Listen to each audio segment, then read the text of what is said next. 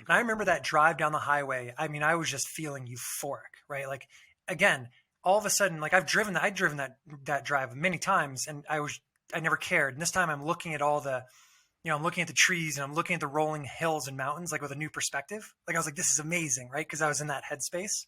So that was the high. Driving to the campground, absolute high. Um, the first low, which really was no big deal, but it was comical. I didn't know what I was doing. And so we pull in, it is a 50 amp unit. Well, they only had a 30 amp pedestal at the campground.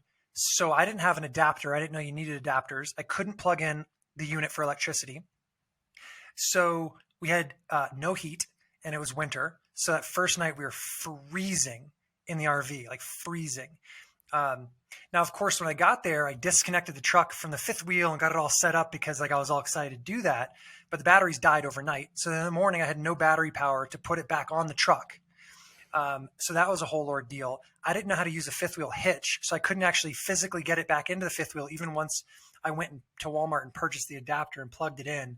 So it was just a comical, string of things, but it was still so much fun, right? Like it was like really, like once I was out of the system. By the way, you learn really quickly in RVing, right? Like it's a really fast learning curve. You only sleep one night in the winter without heat once.